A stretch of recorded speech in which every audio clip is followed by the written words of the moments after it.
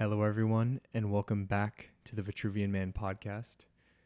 I just wanted to get on here before the episode starts in crystal clear HD audio. Yes, that's right, your ears, and if you're watching on YouTube, your eyes do not deceive you.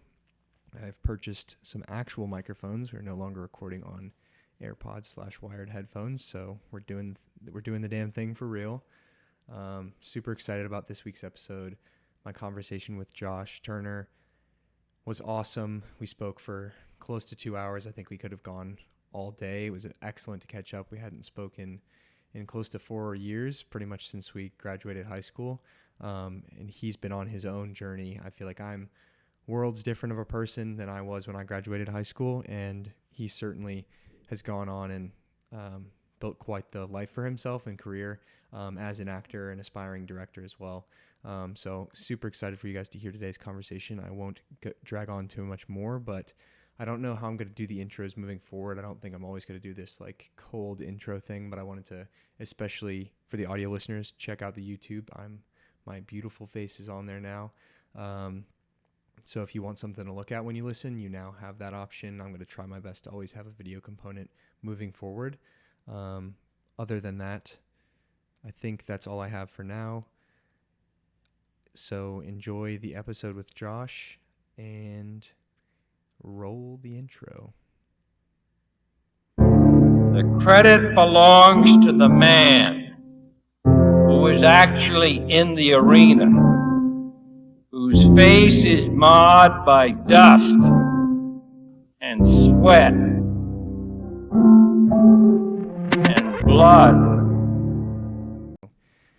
All right, I guess we'll just get it rolling. Ladies and gentlemen, welcome back to another episode of the Vitruvian Man podcast, a podcast centered around self-mastery. I am your host, Zach Shankin, and today I am joined with a good friend of mine, Josh Turner. Yes, it is another Josh. I recognize two Joshes in a row.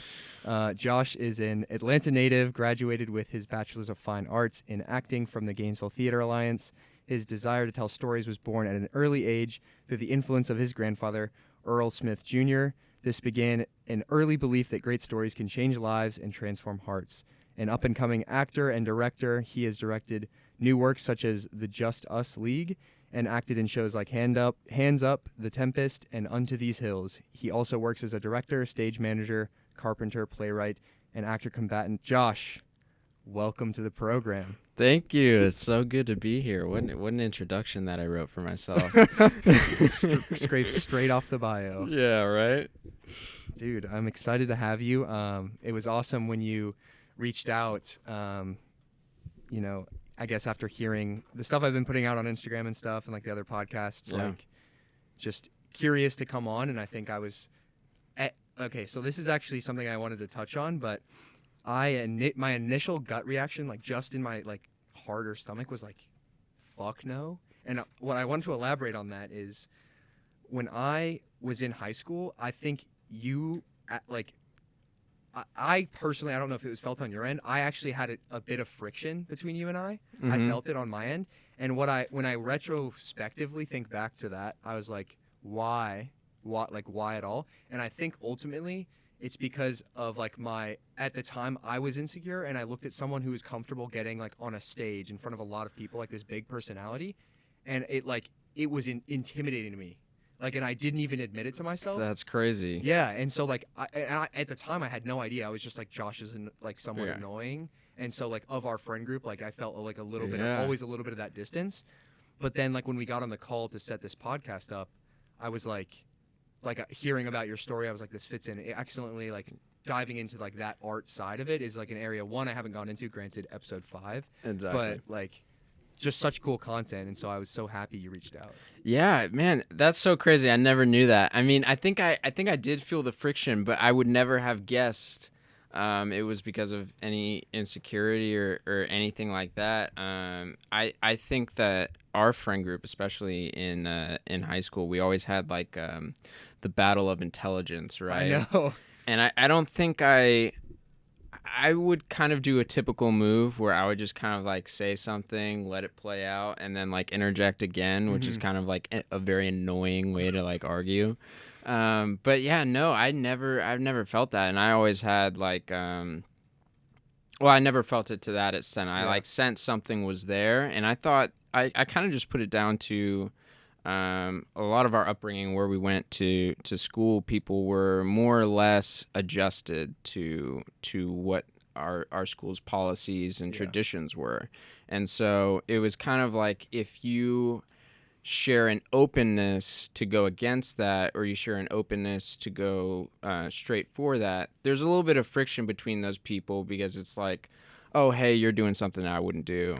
And that's kind of what I pegged it on. And then I saw you were doing this, and I was listening, and I have so many like wonderful older mentors in my life that have like passed on a lot to me and talked a lot about just like kind of reassuring your manhood in the arts. I think that was a hard thing growing up, and so I wanted to pass that on and reintroduce what can be a new cultured man.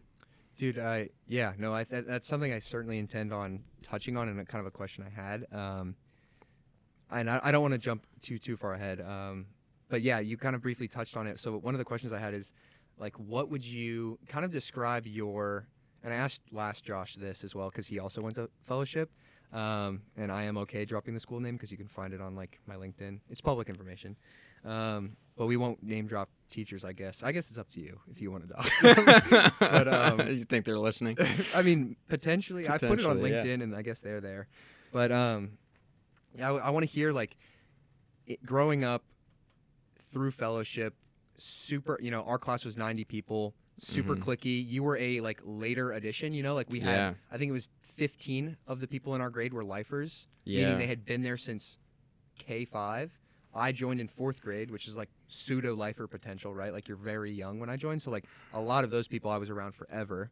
And so in that extremely cultish nature, what was it like to like smash into that at starting like middle, like high school age, and then I guess the path through? Like, what was your experience like? It was crazy to me because so I went to like private Christian school all growing up. My parents really believed in like having a like Christian-centered education, which is what it was. And by the time I went to fellowship, I actually left the school before because of just like insane amounts of racism at this like one private school. Your like, previous school. Yeah, my previous school. Like I'm biracial and I could not like hang out with friends of both races. Like it was really that divided for no reason. Sure.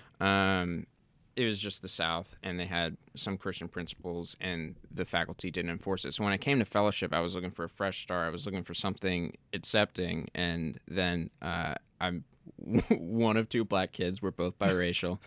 I come in sophomore year. Everyone knows each other, and there's only 90 kids in the grade. So I remember like early sophomore year, I was like testing out each friend group.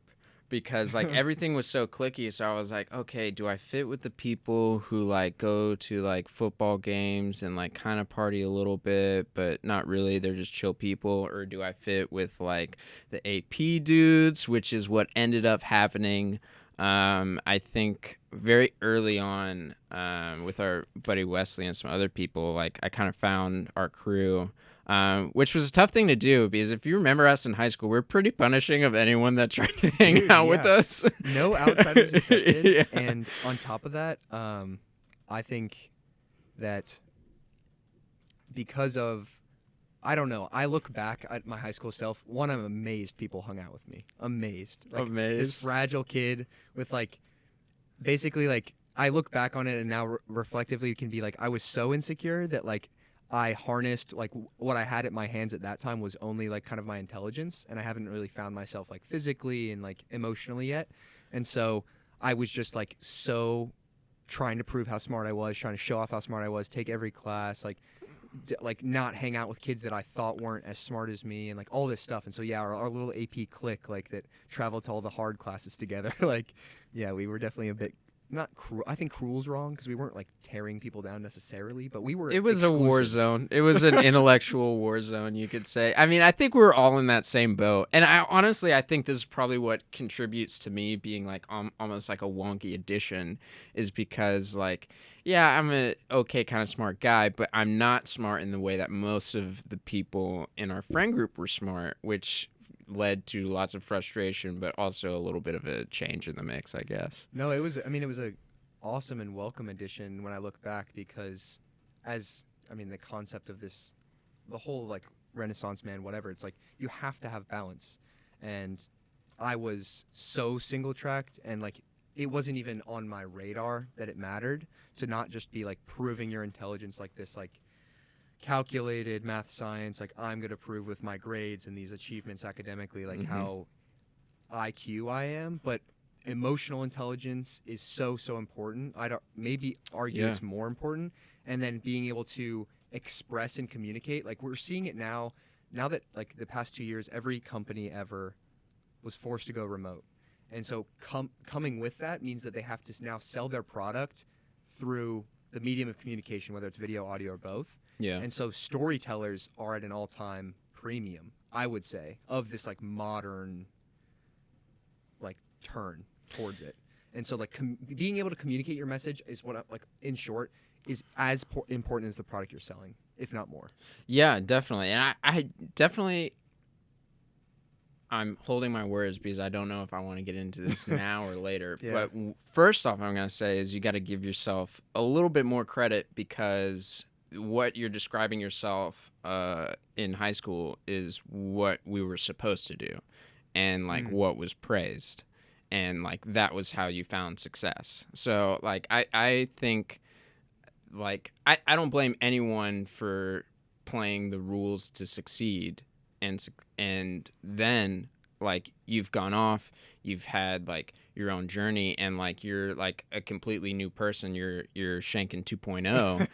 And so like I think it's really cool to be able to see clearly, hey man, I had a one-track mind, and then now it's like, oh, now I'm balancing all these things. It's really cool to see, like, as someone that's like known you for a while, is like where you were and like where you are now. Like it truly is amazing. I love like seeing people like just develop, and like as I've developed myself, and seeing that like we're growing together. And I will say it's like the most frustrating thing when you see people from long ago and you're like, oh, you're the exact same person.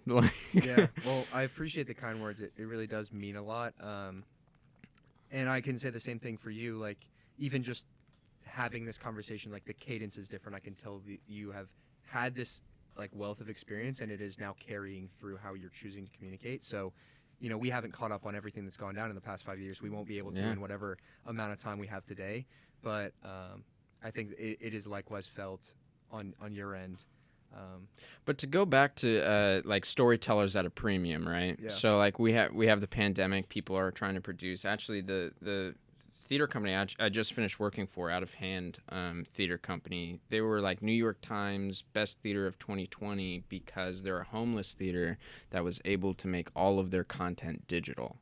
And so while the entire country and theater was shut down, they managed to keep producing the entire time and have like really like found a narrative there. And I think when you look at history, and this is one of the things that you always have to buff up on, is like storytellers it's like a 1,000-year-old tradition. Like it's not going away. It starts from like cultural dances and storytelling around the fire to the Greeks, and it's always been close to religion and culture. And there have been several times where like storytelling and like that kind of culture goes away, usually with like the Church of England. Is like anytime they change a denomination, they ban theater. But it's still here. And it's not going anywhere, and it's like the oldest like art form essentially. Yeah, I definitely. We're going. I mean, this is me being a bad podcast host because I'm learning to kind of like construct a good path through this. I plan to get into like that being like, yeah, no, I completely agree. Basically, so what I'm trying to get at is, yeah, the expression. I think art in general is like the expression of what is human. Yeah. So like, science is how we manipulate our environment to create the things that like allow us to live. And I don't think either one can be abandoned, science or art. Exactly. But I don't think either one should ever live in isolation. And because it is inhuman, I think, to isolate and remove one. Like you'll never be able to even like think of the most like engineering, math geek, like beat bop person, like computer wizard, whatever. Like they may have a hard time articulating, like they may have low social IQ. Like think of that person, that pinnacle engineer, but that guy or girl, when you go to their house, has like a comic book collection that dates back to the first cover of Spider-Man, whatever, and they can tell you all about these heroes and these stories. Like their life and something that drives them passionately is tied to story. It's just they are also so capable in this like engineering space that's kind of where they live. And then you see the other end of the spectrum where it's like a very B-type person where it's like, they wear the colorful shit, like the hair's long, like they choose to pursue the arts, and people on either side of the camps can look condescendingly upon the other because the engineers are like, they're wasting potential, like they're not maximizing efficiency, all this stuff. And then the artist is like, but you're missing out on the fruit of life. You're missing out on what makes it beautiful. Like just sit down and slow down and like enjoy the experience. But I think the beauty and the best, ultimately, it's when you can find that intersection. Yeah, you gotta find that balance, and that's really interesting because that really is my story. Like coming to the arts, my background is like all my family, they're all coders. So like my sister's a project manager, my dad's a coder and a lawyer, my older brother's a veterinarian.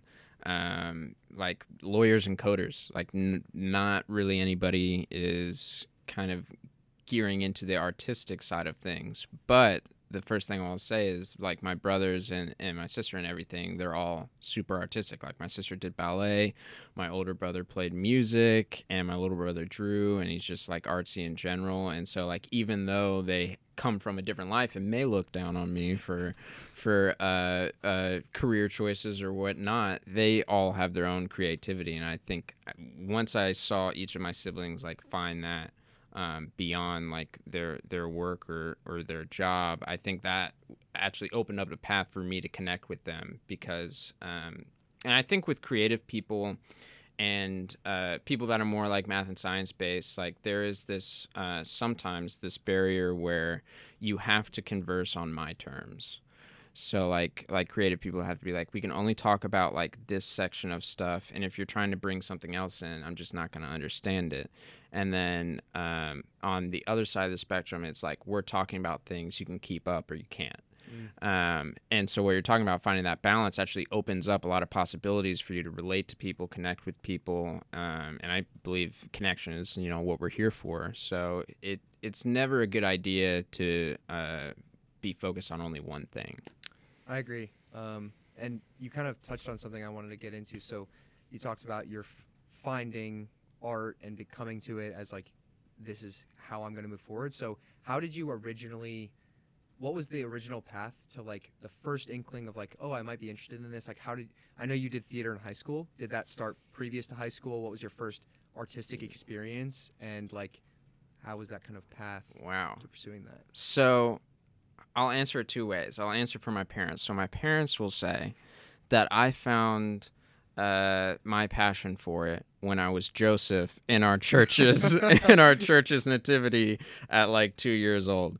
But what I'll say is I did like puppetry and like plays and stuff like for church and all throughout school. Like I did plays, but like in elementary school, like I was just like a little Casanova. So like there was like someone like who I thought was cute, so I wanted to do a show with them, and it kind of carried on that way all throughout middle school, up to like freshman year of high school. And like freshman year of high school, I did this thing called the Georgia Shakespeare Competition, which isn't there anymore. And I was like 14 years old, never done anything seriously.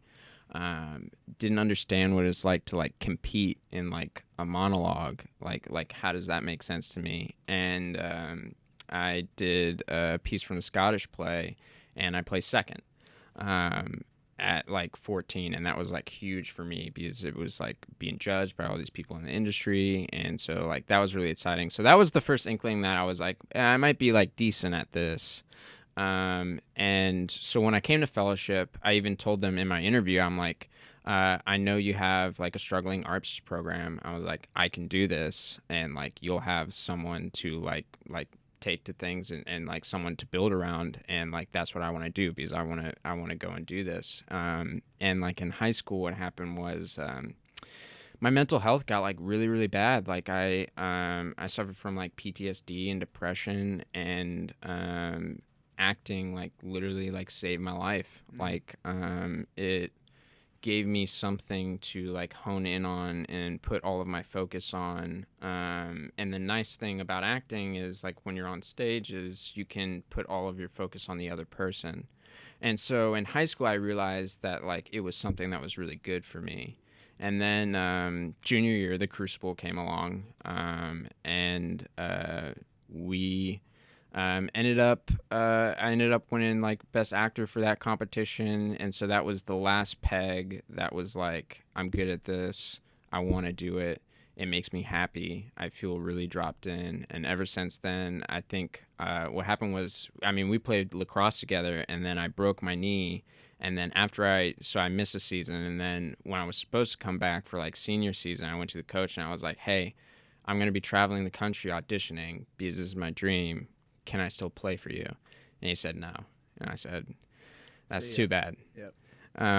And yeah, went on to go study it and give it the attention it deserves, I believe. That's awesome. I mean, so eloquently put. I think having a man of the stage is so nice. I want to touch on, you said, dealing with the PTSD and the depression and kind of that mental state. Do you think, now with some distance, you've worked on it, like you're much more mature now, do you think, yes, it provided an outlet for like attention, and I think anything that you would build, like whether it's like I'm crafting something with my hands or I'm really building a business, whatever, like that is like distractionary.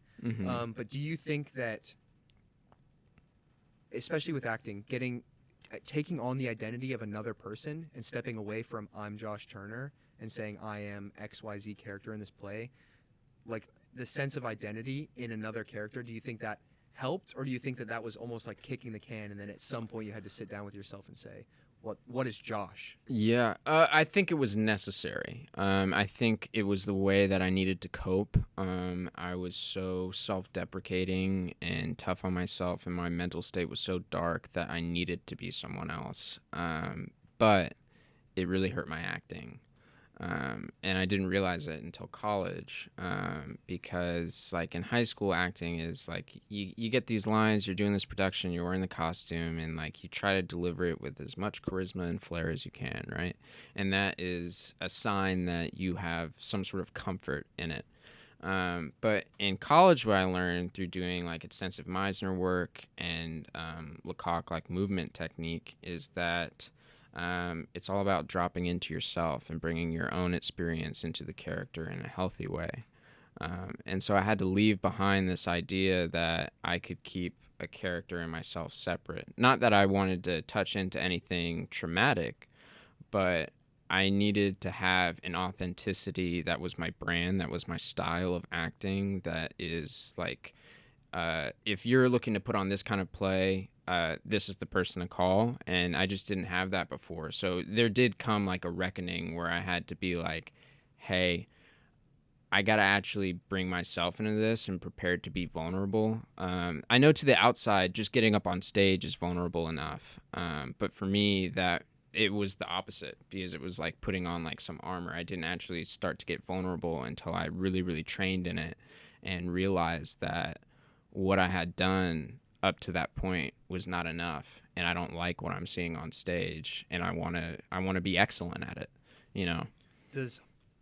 Was feedback the main way you kind of came to discover that what you were delivering on stage was not what was up to your internal standard, or knew you were maybe higher potential, or was it like kind of like an athlete watching film? Like, did you go back and watch performances and said like, that Josh is not the Josh I want to be on stage? Yeah, it was me looking back at video. I had a lot of mentors that helped along the way, But there were just times where I did like 11 shows in college over 4 years, so I was always doing stuff, and it got really busy trying to go from script to script, and like there would be times where I would finish a show, right, and then I strike that show, which is where you take down the whole set, and then I have a read through for the next show, and in that read through for the next show, I'm still thinking about on the last show how I maybe should have taken the character a completely different way that would have been more authentic, and I didn't even think about that, and then it would bother me, like I'd be like so hard on myself.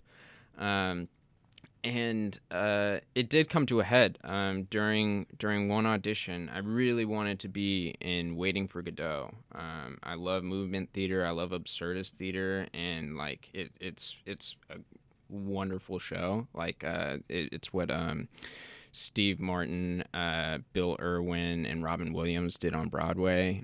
Like that show kills. It's hilarious. And I really, really wanted to be in it. I did the callback, didn't get it. And I went into my professor who I had worked with before, so I thought I was a shoo-in to get cast, and I was like, why didn't I get cast? And he was like, here's the thing, man. You just try so hard. Like, this isn't a sport. I know you come from like a sports background where everything has to be 100%, but it's hurting your acting, because at the end of the day, we want to see that you're relaxed and comfortable, and you're making your acting look effortful. Like, you're essentially showing me that this is difficult to do, instead of doing what is like sprezzatura, which means effortless grace. And that was when I had to check my whole lacrosse sports background. Like that was how I approached theater, and I thought that's what made me different in theater. And then I realized that it's actually hurting me, and I need to course correct. And so I had to take some time off, reevaluate my style, and then throw myself back into the training. That's beautiful. Yeah, that concept of like sprezzatura, like I posted on it on the Vitruvian like Instagram, and I think there's something so elegant about that, taking that concept into all avenues of life, that like Yeah. effortless grace, effortless kind of charisma and swag, where whatever is admirable when people do it, it's reaching a skill level or comfortability with whatever it is, acting, even just how you enter a room. When you look at somebody and it just looks like they're not trying. You think about like athletes, or like I think the best example is like either gymnastics or diving, Yeah. where something it's like thousands Simone of Biles, repetitions. man. Exactly, something so hyper technical but also hyper physical. It just looks beautiful, like figure skating on the ice. Like everything is smooth and elegant, but they're like out there like tightening their muscles, like staying as grip, like and they're in their head, like doing the technique. It's all very technical, but it looks just like flowing water. Yeah, it's amazing to watch these people. For me, that idol is Anthony Hopkins. Seeing the way he delivers lines. I think when I watched him before, I was like, yeah, he's a really good actor. And then I started to like listen to the way he delivered lines, and I'm like, no, he's marked every single part of his script. He knows which lines he's gonna speed through. He knows which lines to hit emphasis. He can even do this thing on camera that's wonderful, where he can like carry some tension in his shoulder the whole time, and then give a menacing glance at someone, and then release it, and then put down his head. Like he just makes such smart choices that are not natural, like that they are his training and things like that. And it's effortless grace. Like I didn't even realize that was something that you needed to train in. I thought acting or anything like that was like you had a penchant for it, you looked good, you could speak good. In gymnastics, you were flexible at a certain age and you kept doing it. But seeing like the technical precision of some of these people, and I've like been around a lot of dancers as well. They're unbelievably hard on themselves on technique, things that to my eye I cannot even register.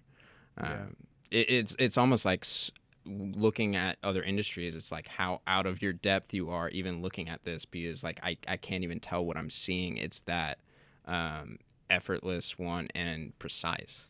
Well, yeah, I mean, I think about acting in general. It's like I am for sure a lay person to like the performing arts, acting, all of that. Like when I see a movie, I know when I see a good performance, because I see the character, not the actor.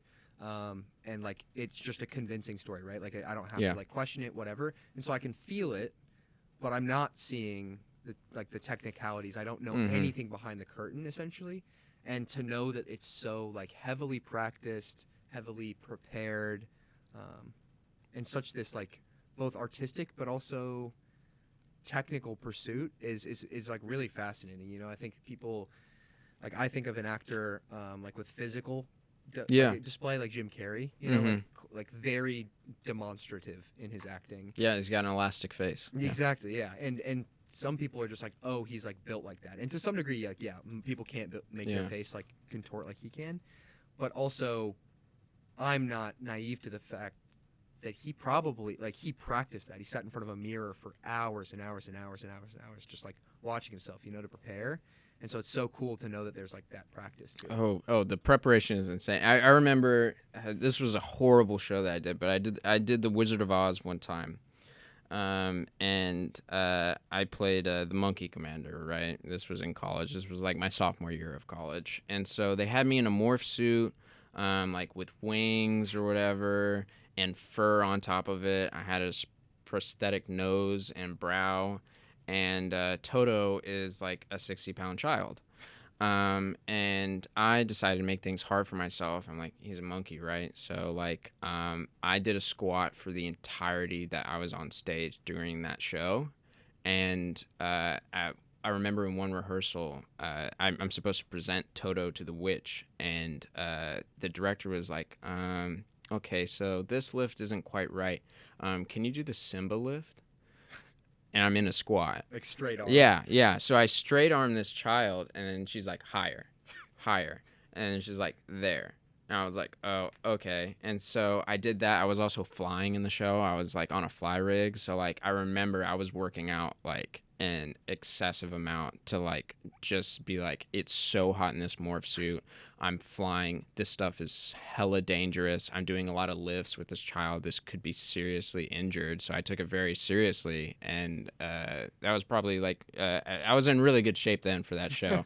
Pretty much my physical like needs always like take place on what I'm doing at the time. Cool. Like very adaptive. Yes, very adaptive. Yeah. Would you say, and this is a question that I like ask people to ask questions, and so Brad asked if you're a method actor, and follow up to that is like, do you change your lifestyle to get into character? Obviously, like the layperson's like, oh, method acting, you just become the character at all times. Have you dabbled in any dimension of that space? Like maybe just when you touch set, you're that guy. Method acting is bullshit. Okay. I know there are people with strong stances. So. It's an excuse for people to be assholes on set. It's just like not healthy behavior. Like you hear about like Jared Leto and like all these people, and like people are like, man, he was so into it. And I was like, he was being a dick. Like people on film sets, they're working like 13-hour days, and like you're gonna work while somebody's like not even answering their own name. Like how would you be able to do that like in the office? It'd be like in the office, like someone doesn't register to their name but only to their title, and then like they like develop like a whole character based on that, and you can't relate to them. Like it just doesn't make sense for like the collaborative element.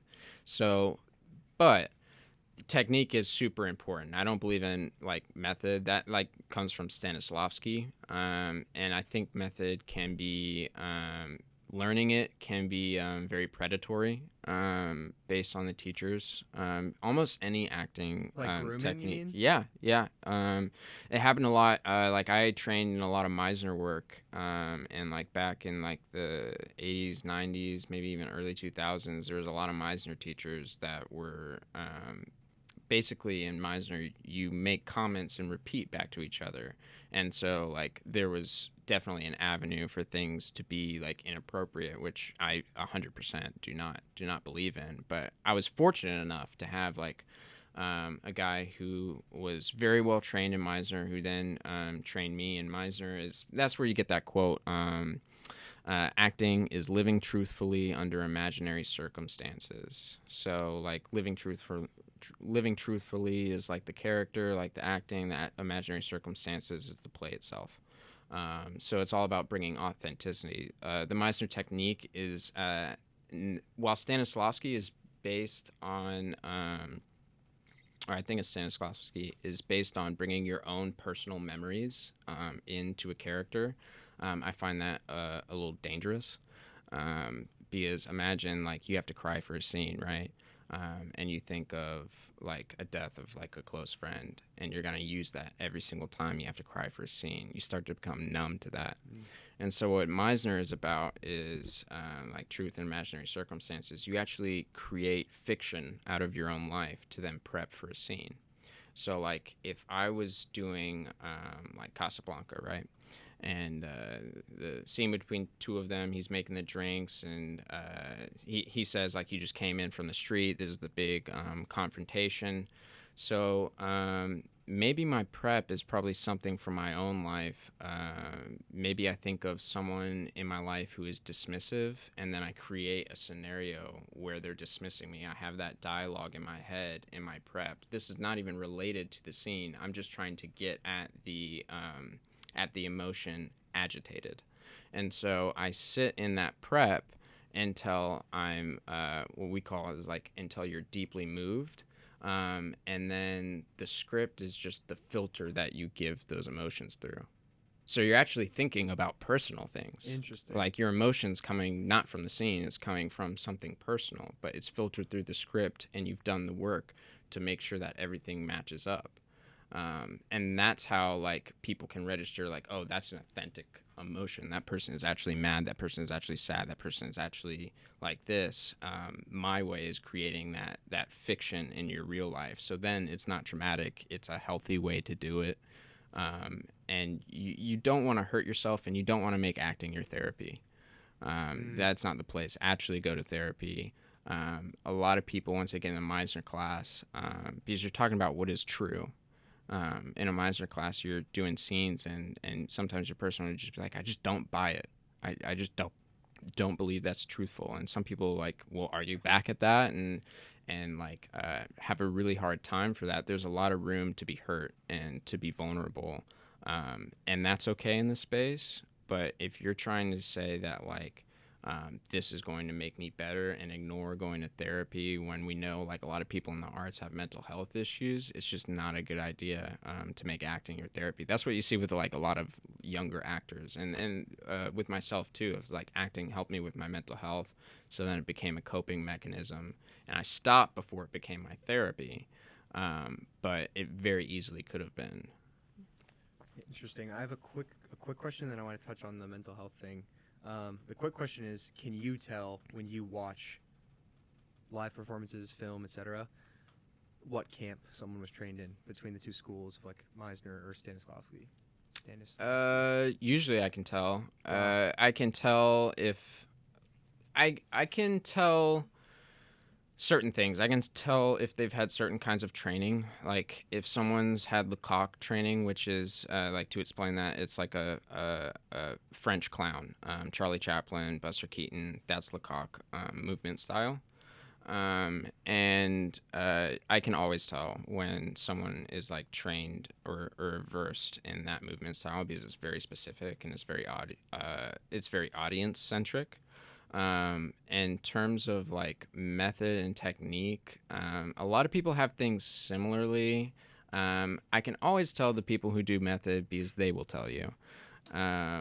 But yeah, there are a lot of Meisner cats around, and you can there's like something called the repetition exercise, and usually you can find them in pretty much any cast, and you can actually bring them into your memorization and things like that, and you can connect with people in the industry by like having the same training. So I can tell to an extent.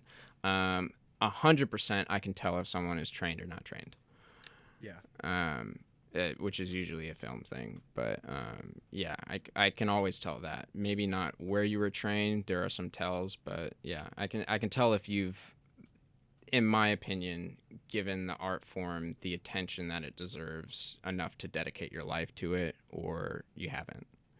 That's fascinating. I guess I'll touch on that. Do you think, so like, I know of, I mean, I don't off the top of my head, so maybe you could provide people, but there are people in like major blockbuster films that like arrive there with a background in like in theater. They're trained classically in like London and all this stuff, right? All this like classical traditional performance training, and then they're on the same cast as somebody who was just a good face for camera, like born with that kind of charisma. Maybe they're well connected, attractive, whatever it may be, a model, and then they're also now an A-list actor, and both of them are A-list. You obviously said you can tell the difference, but do you think that there shouldn't be a place for that necessarily? I think the industry is what it is. I think for film, it's based off of profit. Theater is like pretty much by nature a non-profit industry, so I think there will always be people that are not trained. I don't think that's going away, but I think even like the audience, if you were gonna look at the names of people that were trained, we're talking like Benedict Cumberbatch, Kit Harington, Gwendolyn Christie, Anthony Hopkins, Sir Patrick Stewart, so many people that are trained. Even think of Kieran Culkin, who's killing it right now in Succession. Him and Michael Cera did This Is Our Youth in Chicago before they were doing other stuff.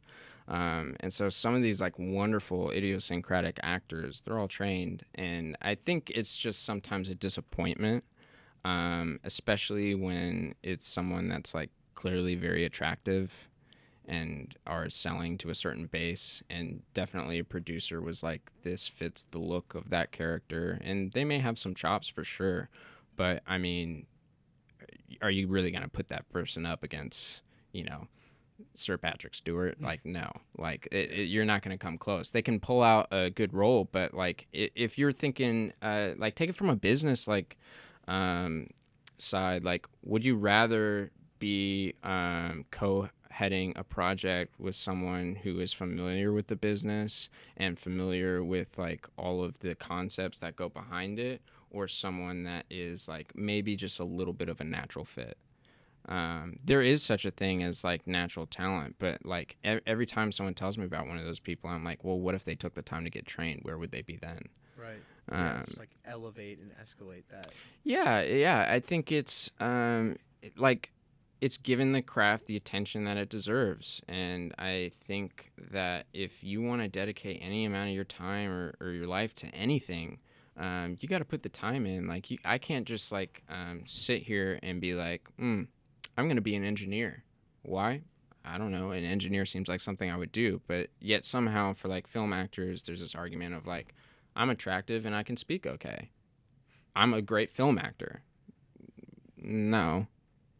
Like, you probably fit the costume, you probably did this, and you could be like a decent actor, but like just imagine where you would be if you like got some training under your belt, because like it's essentially the difference between really great moments and great scenes happening on accident or on purpose. And I think anytime like you're talking about with someone that's not trained or something like that, like it can be some like natural flair, but like a lot of it is an accident until they then cut their teeth in the film industry. If someone is doing movie after movie after movie, they're getting their training professionally. But like in terms of like the first movie, I think that's pretty much the case. And do you think that's like a valid way to go about getting your training, being that like in the trenches kind of training? The like analogous would be, instead of going to college for computer science, you start building softwares online and you build a business online. You teach yourself coding, and so the actor arrives because of natural potential, connections, whatever it is, and then they're just constantly iterating their acting skills and getting feedback and all that stuff, versus being classically trained. Yeah, I mean, I firmly believe in training. I'll always advocate for it, mainly because I did it. But I think it's really valid for people that already know people in the industry. But I do think it's valid. I don't think you have to go to college to do acting or do any of these things. I definitely think you can pick it up in the industry. You just won't make any money while you're learning the craft, because you're going to be doing short films. But there are also like some really great classes available where you can take some of the, like essentially the same things that you would take in college, and get that training. So you can train other places, and not do like a 4-year degree like I did. I think that's very viable. I think no training is just like jumping into the deep end. Like you don't even know anything about the industry, let alone like how to be like very purposeful in your acting. I just think it's risky. I'm not here to tell, everyone's path is different, and like there's always like luck, talent, look, a lot of different things that go into it. Some people will literally hire you because they'd grab a beer with you after they'd work, and like you seem like a good person to do that, and you're also talented. Like people will actually hire you for that. So I think like to go into an industry not knowing anyone, not knowing any training, like it's just very risky to me. And like I don't see how you can validate that to anyone that you talk to of like, yeah, I'm an actor, and it's like, well, what are you doing?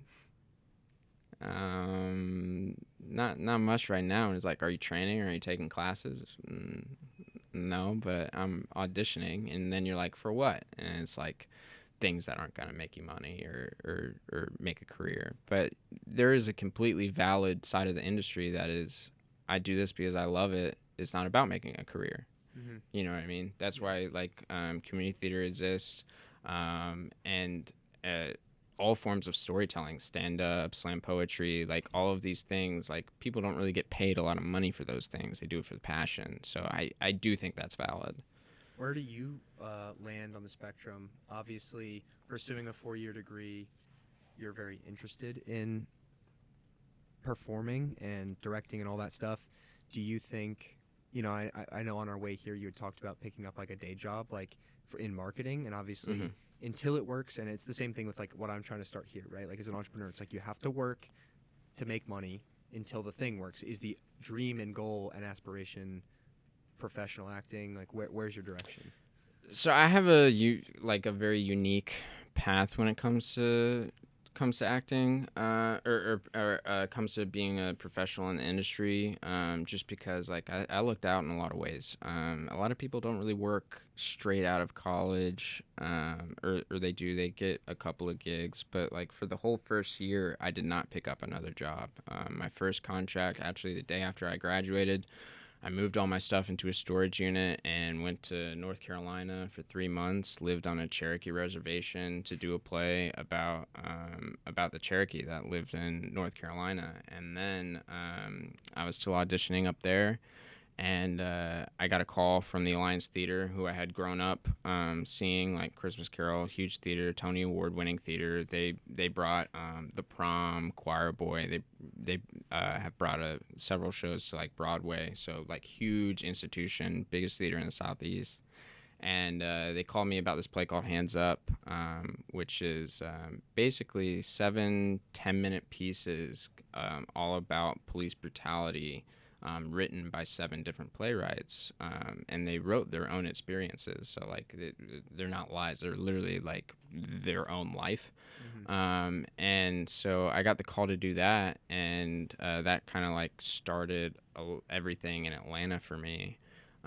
So I was doing that for like 3 months, and then after that, some people saw that, and so I started in new play development. I was working on this play. It was initially called Tested, but it's about a biracial family moving out of their home, and the father has died, and only the mother is alive, who is white, and both of her children are biracial. And then the grandfather, who's black, is there. So like there's a lot of like race dynamics and parental and sibling dynamics going on in the play. It's a wonderful play written by Marilyn Owen, who's a very celebrated playwright. So I was workshopping that. I did that at Actors Express, and then we did a reading internally, like for the Alliance to like put up on their season, and then I started like taking like some other gigs. So like I did like a reading for Out of Hand for like some of their corporate events, like a performance that like literally like the day of, like they were like,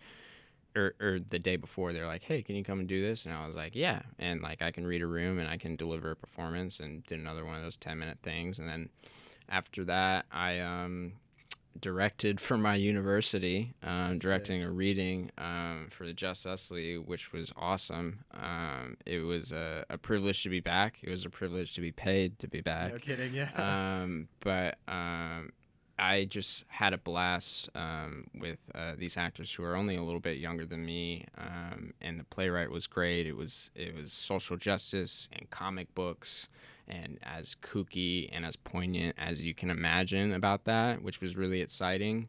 And then after that, I started stage managing for Out of Hand, doing their show in homes. We did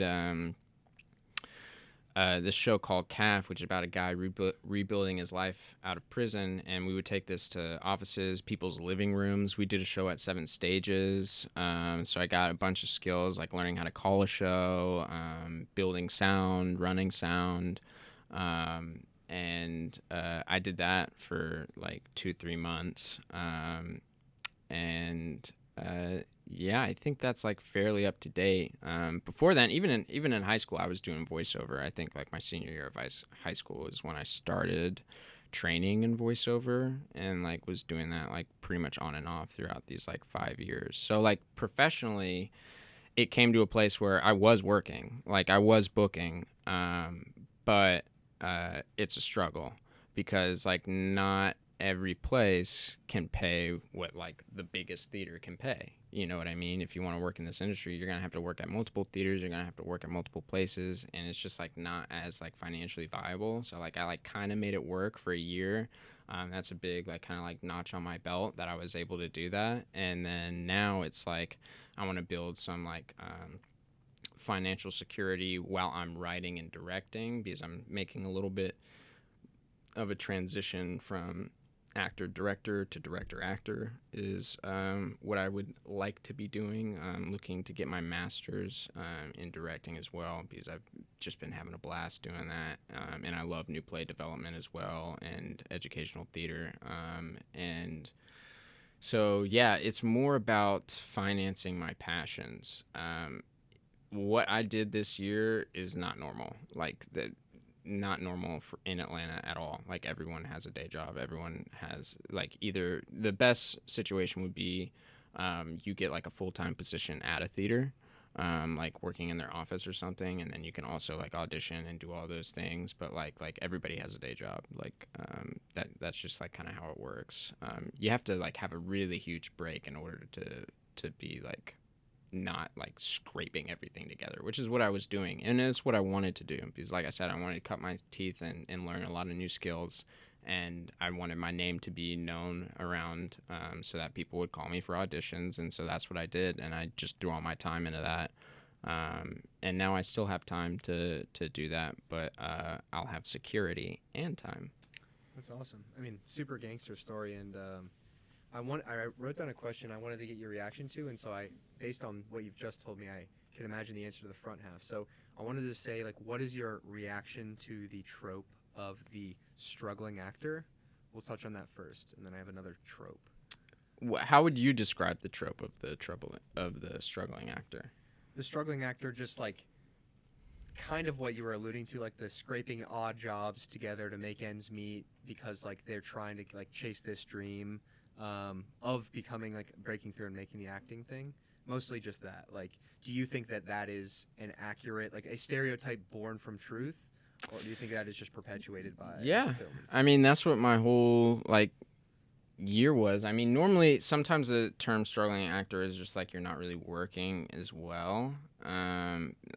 But like financially, especially if you're only doing theater, like film is where you make the big bucks, because it's for profit, but the hours are long and everything.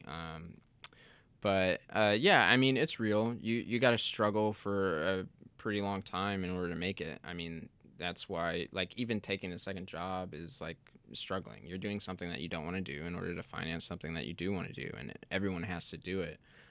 I think of like Bryan Cranston. He really had like his huge break where he was a household name at like 50 something, like trained dude. He was in Seinfeld. He had that huge break in Malcolm in the Middle, but like he was struggling. Like that did not come to like way later. So that's a reality for a lot of people.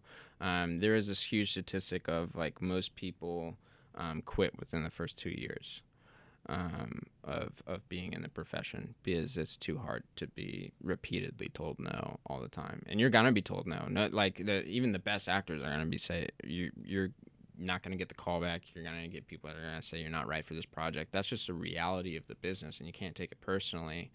And so that's where kind of this comes in, like the personal development is like, how do you take that? How do you move forward? Yes, a struggling actor is a thing, but it doesn't have to be as much as a struggle as you think it is if you have like your personal life in a good place and like you find your sources of happiness. Like there's ways to manage the struggle, but like, yeah, it's difficult. Like you're not just like gonna get this role and that's gonna turn into a year-long salary job like that has the security and benefits that go along with it. You don't have that. But I mean, if it's what you love to do and what you train to, and why not? So you think it's like very much an exercise in mental framing. Like I know that I care about this a tremendous amount, and the negative feedback and the requisite path that's going to be taken to get to where that is. As long as I'm okay with that, I make financial means in this bucket that I know is funding the passion, rather than like living to work for that. And then I have all these other things about my life and the people that I care about, and just like putting it in that safe bucket versus like all your emotion, especially emotionally, all your eggs. Like, am I gonna get the job? Am I gonna get the job? And then you get the no, like either no callback or the negative, and you're just like torn apart and destroyed. And the whole thing is like people think that the job of a professional actor is being on stage, and it's not. Like the job is auditioning. Like it's an unpaid job. You audition. Like that's all you do. If you don't love auditioning, it's tough. Like I love auditioning. I love like walking into the room, meeting new people. I go in there with a smile on the face. I ask some questions, and I'm like, "What are we gonna get into today?" It comes from my Lecoq training, but there's an essence of play that I really love in like an audition room or just any rehearsal room. But like you have to go through all those auditions to maybe get that one bite that is the show. So like if you don't have your other areas in your life and your whole life is acting and that's it, and you're not working right now, your mental health is going to decline really, really fast. And like you might not be able to like recover from that because you have no balance. And also those people aren't super fun to work with, where like acting is important and acting is great, but like when it's like the only thing and the only thing you can talk about, like I think of like I know like musical theater people that are like so obsessed with musical theater that they can't talk about like many other things. And like I don't know that, and I'm like, my obsession doesn't go beyond that. Like my obsession is really like with like doing the work, not really like watching like other people do it. I love seeing amazing feats of like acting, but I don't think I would try and like diminish my own worth by like only categorizing myself as a fan of people who do great work and like idolizing them so much and just being like, I want to be like them, instead of setting the goal of like, I'm going to craft my own career and I'm going to be happy doing it. And, you know, maybe someone's going to look up to me like that. That's awesome. That's really cool because, I don't know, just hearing this perspective, like I said, I'm a layman, like a common person that just doesn't have any background in the production theater and all that stuff. And so, I don't know, like my perspective is so like narrow and biased that it's really fascinating to hear someone discuss the arts and the performing arts as practically as you are, and as practically as like it is really just like something that people can love, and it is a profession, and it is like this thing, but it is also just like you don't have to be just that like wounded artist. And that was the next trope I wanted to touch on is, do you think it is requisite of performers to have some sort of trauma or like be mentally troubled to be like successful? Like, and why do you think, you had even mentioned it already on this episode, like why do you think it's so common that people in the arts are like struggle with mental health? And that goes for all the arts, like visual arts, really any kind of art. I don't think it's a requisite. I think the numbers are just like really, really high. Because I mean, just to like take like kind of a humanist approach to it, like imagine something like really, really difficult happens to you and you don't have the tools to make sense of it. You're not going to turn to business. Like somebody dies and you don't have an answer for it. What are you gonna do? Like maybe you read a poem. Like that's where like arts come in. Is they like kind of like give you a little lifeline back to your humanity from trauma. And so a lot of people gravitate towards that. And just like that side of the brain, just it also does have a correlation with having some like serious mental health issues. There are people that don't. I don't know many. Most people are pretty honest about their struggles, but I also think that's something going beyond the arts. I think people are a lot more open to talking about mental health now. I think the arts is like giving people the okay publicly because of like movies and commercials and like all this stuff is like kind of like it commands the culture. So if the culture then says it's okay to talk to mental health, people outside of those spaces feel okay about it, even if it's taboo in some communities. But yeah, I think it's opening up to where people can have a healthy discourse instead of this, I act every day to just, work through the burden of being alive and doing all this stuff. And it's like, yeah, man, you can be depressed and you can do all that, but this shit's fun. You only do it because it's fun. You might as well have fun with it. Life doesn't have to be that serious. I like that. And I have to remind myself that too, For sure. I mean, especially getting lost in the preparation and the work, like you're getting very emotionally invested. But I really like what you said about that, like art being that lifeline back to your humanity. I think, it's funny. I don't consider myself any sort of artist, but it's funny, like in my two like heartbreak experiences, both times, like I wrote poems like to cope. Right? And like that doesn't necessarily come out of me at any other time. Like I'm not constantly crafting poetry, but in those like windows of time, like the weeks and months post that, like just dealing with all that emotion, you just don't have any. Like it's almost like funneling all this like emotional direction into something. That's why you need one of these guys. Yeah, dude, I'm a big notebook. I don't have it here, so I can't like flex my little leather-bound guy. Yeah, I know. That's why I brought mine. It's for the video. It's for the video viewers at home. And for those just listening, this week is potentially the first time we have video as well. I may have touched on this in a pre-thing. Depends how the edit shakes out. There may not be no video at all if I can't figure this thing out. But anyway, we'll see what happens. We'll unshatter the fourth wall there. So yeah, I want to touch on what is your definition of art? Like gut reaction if someone said like write down how do you define art?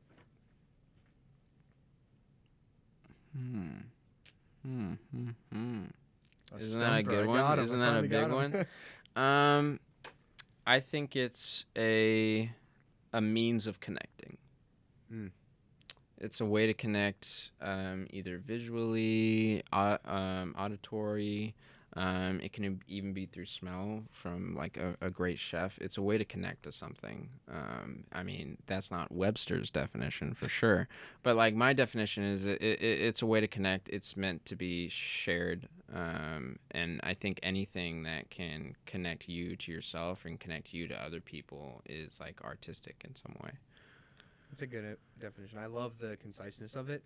I think my favorite definition that I would point to, because I don't know that I am qualified to define art in any sort of special way outside of the Webster's way, is like I love that clip from Dead Poets Society from Robin Williams. Yeah. He's like, we read and write poetry because blah, blah, blah. And insert clip now, editing. Yeah. If I have the ability to do that. If not, you can go look it up on YouTube. I encourage you to. It's so beautiful, and I mean Robin Williams, what an impactful person, like in my particular life, but clearly to millions and millions of people. But I love that like line where he's talking about, it's what makes us human, and like art is that interconnectedness. It's the story, it's the emotional through line. Like I have my spirit, and that silver cord is right here, and you have yours, but those chords only get to touch through speech, music, art, physical touch, sharing food. Like I think of the best way to demonstrate it is like if you travel to a country and you have no way to verbally communicate with someone, what are the things that bring those people together? A smile on your face, sharing a good meal, sharing a bottle of wine, dancing, music, stuff that like touches deeper than that like mental like high level function. Yeah. I do think on some level like with these definitions that we're like kind of like playing around with, that like art and the arts are a little bit different. Like art can be even like looking at the irony in your own life, I think, and then channeling that into something like I said, like means of connection. So like if you saw that irony and you channeled it through something, writing a script, writing a poem, painting, cooking something that reminds you of that moment, something that is connecting to something, that's art. Maybe it's not like the arts, but that's art. Yeah, I think I agree, and I think yeah, it almost is like art is maybe like just a funnel of like what is raw humanity or like a human emotion maybe. But yeah, like the arts, the actual performance of that thing is more of it gets into the technicality, it gets into the study, it gets into the practice. Because you think about like a fine painter, like outside of Pollock, and this is not shade at him, but like throwing paint at a canvas, that is like there's little technique necessarily, but like a fine painter, even though they are highly artistic, is also highly skilled. They know layers. Like thinking back to like Michelangelo, like a fresco painting, there's timing, there's layers, there's like thicknesses, understanding the mediums, how they dry, all that stuff. Like that is a very technical. It's borderline like you're talking about stuff with like chemistry and engineering. You know, those aspects are coming into it. But there is also the artistic expression. Yeah, and there's whole. I mean, Meisner is a whole technique based on cultivating something raw. I mean, like the biggest like Meisner actor that you know is Marlon Brando, and you know you watch any of his stuff, it just looks like he's not acting at all. It just looks like it's him on there, and it reads perfectly to the character, and he makes big bold choices because he has big emotions going on inside in his inner life. And like there is literally thinking about Pollock or all these other things, there's a whole art form designed to make things look sloppy. Because people connect to sloppy. It's human. It's yeah broken. It's like slightly imperfect. I wish I remember the name, but there's a style of Japanese art, but it ultimately is just I love anime. It's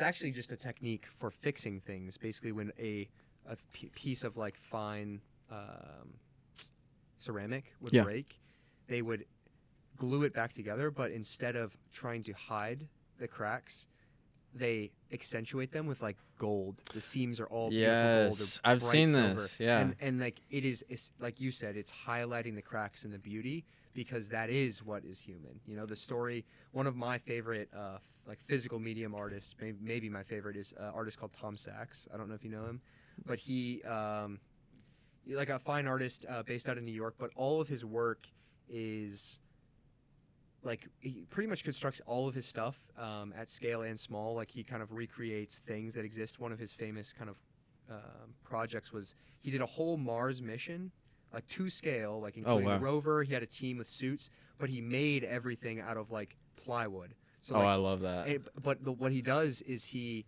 paints all the plywood before he cuts it. So everything is like, if it's like white for NASA, you know, paint your big sheet of plywood 4x8 before you make the cuts, and so that when you cut it and screw it together, you see the grains on the side. And that's so weird. It's super fascinating. And you know, you're talking to a carpenter, so I'm like, I've built sets so many times, and I was like, I would never paint it first, but yeah, I'll pull it up right now. I'm my own Jamie. For those at home, I'm doing the damn thing right now. I'm trying to. So this is like the Mars mission. Oh, you wow. can see it just shows the wear, and it's kind of exactly what we're talking about. I'll say my favorite piece of art, and it's so sad, and I'm sure you've seen it. It's the one of the robot where he's cleaning up his oil. Oh my God, yeah. Have you seen it? That's your favorite piece? Yeah. Kind of dark, right? But super. It's amazing that a machine can convey that much emotion. Yeah, I think that is what. Like I remember it came across on like TikTok or something or Instagram, I don't know, and I was staring at it for like a really good minute because I felt like that was my life, like just trying to pull things together and then and rake it back and then rake it back and rake it back, and I don't see that as a negative thing because I believe in life as a journey. Like my struggles are not over, my struggles will not end, and I'm gonna continue to grow and do all these things, but like sometimes, yeah, you do feel like that machine. And I think watching it's just like watching the human condition. You think of just like how people argue, how we try to make like progress, like as a country or as a people or as a culture or as a city. Like it feels like that sometimes, and so like um, like another addition to it, maybe it's just like it's just true. Like I just find some truth in it. I recognized it and I connected with it, and I think about that all the time. Such a moving piece. It's it's really really fascinating. I can't say that I think about it often, but I definitely have seen it.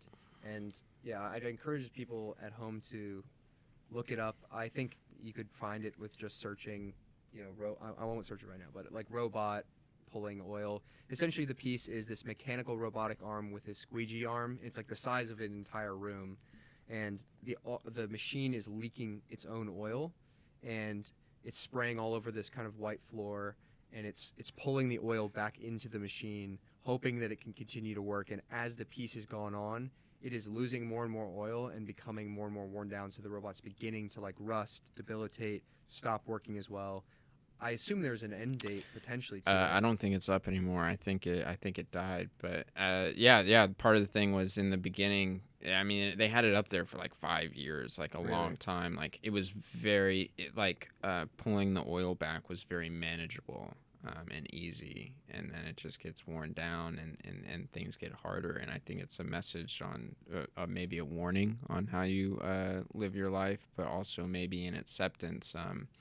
A mentor of mine who really helped me connect with me on PTSD. He also had it, and he told me the number one lesson you need to learn is accept futility. Mm. Don't try and fight things that you know are not going to change. Accept it and move on. And I think it's been a good rule for me in my professional and personal life because I think of like when like how I was in high school. Like I was searching for people to accept me because I was a new kid, because I liked some things that were different, and like theater wasn't a thing at our school really. And so I wanted people to respect me, so I played sports. That's almost like the whole reason I played sports, because I think I was too afraid to be like, I am a man who I'm a straight man who just loves theater, and I love the art form, and was too fragile then to like admit that. So I had to have all these other things, like when I did like SGA and all these other leadership things. Like I didn't really care about those things, but it made me look more developed on the outside. So I thought people would like me more. But like kind of like if I had accepted the futility of no one's gonna like the stuff that I like more than me, because it brings me joy and maybe I can share it with someone, but I can't expect to meet like a copy that has the exact opinions of these things and, oh, this is so great. And I can't expect to have someone in my corner singing my praises. And honestly, I shouldn't have someone there. So just accepting the futility of not everyone's going to like you, not everyone's going to mesh with you. And that's okay. You can still be yourself. You don't have to change yourself in order to fit something. And that's a struggle that goes with just like what I was interested in and being biracial. So like it was kind of like compounded in that one thing. But definitely a lot of my growth is accepting that futility of being like, there are things that you just can't change. Like I did the audition. I hear back or I don't. It's out of my hands. You know what I mean? It's helped me a lot in my career because it took the stress off of it. Yeah, I mean, I think that is potentially one of the most transformative lessons I have learned, and it came to me through the school of like Stoic philosophy, and essentially, Yeah. when you boil it down to just like what is Stoicism, it is controlling the controllables. Like what is outside of my control, I put zero attention, energy, emotional investment into, and what is within my control, that is all of my focus. And so that is exactly what you're talking about, that accepted futility. Like my phone wallpaper has the phrase amor fati, which is like this Latin phrase, love of fate. Mm. And it's just love. Your life will be immensely more positive when you love everything that comes to you. The positives, you know, air quotes for those that are just listening, and the negatives. Yeah. Everything is ultimately only as negative as you deem it to be. You know, I think Seneca was one of the Stoic philosophers. He said, you choose to suffer, like someone says something to you and you choose to see it as offensive, or don't choose to suffer twice because you're dwelling on a negative event that happened. An event happened to you, and if you see it as negative, that is suffering. Yeah. And so that is exactly what you're talking about. Like whatever's out of my hands, like, and it is one of those things in life that is unbelievably simple, but it does not make it easy. It is unbelievably hard because there is so much investment in the result of things, and you put your heart and your emotion into whatever it may be. And learning to let go of the result that is the part of the result that you can't control is everything.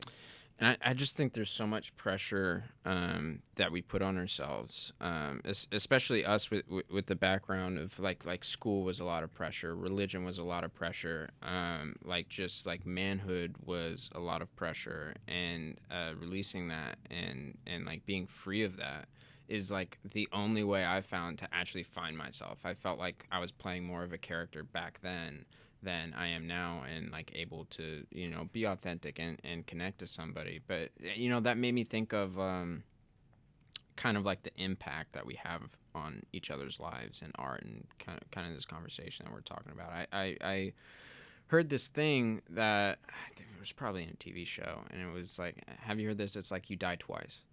The first time you die, and the second time you die is when your name is uttered for the last time. And I love that because some people may think that's about fame, and it's not. It's just about the people that you made connections to. And so, like, I think that's in all forms of business. You're like making a connection. And so, like, if you want to leave a lasting impact, do what matters to you, you know? I mean, I completely agree. I literally have like the words penned in ink on my arm for the rest of my life. Like memento mori. Like understand, like you could leave life at any time. And this is a quote directly from Marcus Aurelius, like the pinnacle of Stoicism. Like you could leave life right. His quote is, "You could leave life right now. Let that determine what you say and do and think." And I think when you frame life around that concept, it's exactly what you're talking about. I don't ever want. And it doesn't mean I'm perfect at it, and doesn't mean it's easy. But I don't ever want to walk away from a conversation with someone, a cursory interaction at a coffee place, passing someone on the street, whatever it may be. And the last time, you know, because it could end at any time, the last thing they remember of me is me bitching them out, or me being negative, or me whatever, you know? And that goes for someone, like, every time you call your parents or a loved one, hey, I love you, goodbye, not just talk to you later. Like, you don't know if you could talk to them later, you know?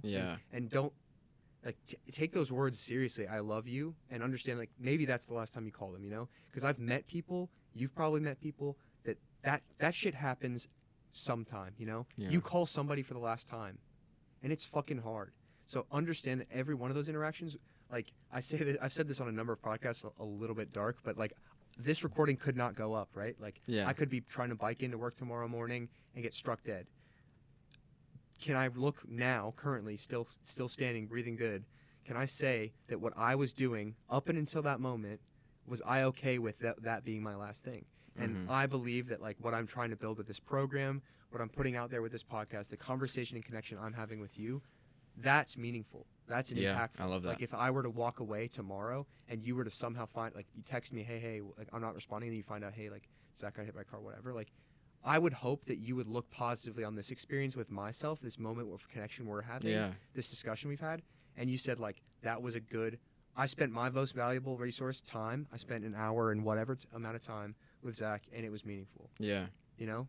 And I try my best, and it's not easy, and I waste time, I bullshit around just like anybody else. Like, I'm not feigning this perfection, but it is an active pursuit of mine and a mental framing that I'm trying to put out there that it matters. Everything matters. Yeah, and I think there's this, like, this understanding that in order to give any sort of like nuggets of advice or anything, that you like look down on a person or that you think you've figured it out, and like anybody who gives you that feeling is probably not someone to listen to, if they make you feel less than. But like, um, we're humans sharing an experience. Why would we not communicate effectively about how we're feeling, how we're doing, and what we can do to make things better? Like this sense of collaboration. It I think like removing like I think people put ego into a lot of places where it doesn't belong because a minority of people have taken their ego and blown it up with that one thing. You know what I mean? Like that just because this person does this one thing, they must think so much of themselves and they must like really believe, you know, XYZ thing based on like profession or whatever like type of qualifier that you have. And really it's like just about finding the people that can meet you where you're at and communicate where they're at, and you can just be there with each other. If you can bond over some theater or some art, even better.